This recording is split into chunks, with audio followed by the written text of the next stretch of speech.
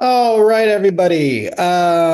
So welcome to week two. Hope everyone's doing well. Everyone's courses are going well.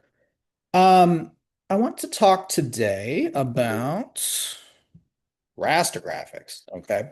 So, we are eventually going to be talking about motion graphics. We will get there. But before we do that, since at Chabot, there isn't a requirement to necessarily have any prerequisite courses to this course, I want to talk a little bit about imagery. Okay.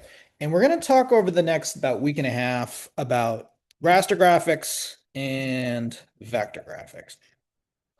The reason why I feel the need to kind of go over this is something that's going to come up inside of Adobe After Effects and motion graphics.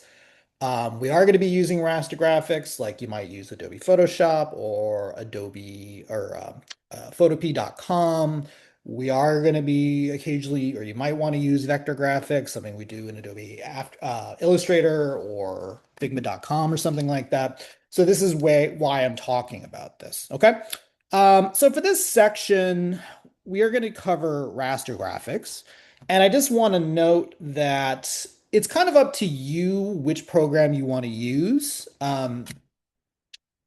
In the next videos, I'm going to be dividing this between doing this raster graphics using Adobe Photoshop.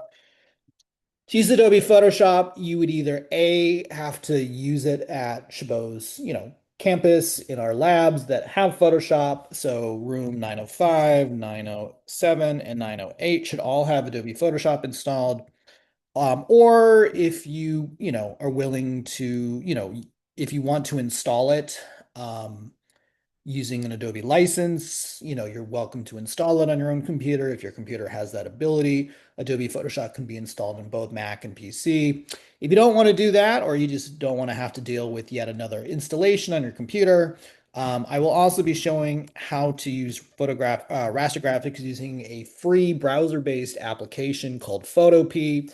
You literally can just access it by opening up a tab in your browser, whichever browser you'd like to use, and typing in the phrase photopea.com. All right. So just note that for this module and the next one, I will be doing it both in Adobe Photoshop and in Photopea. And you can choose whichever, one you want to work with. Okay.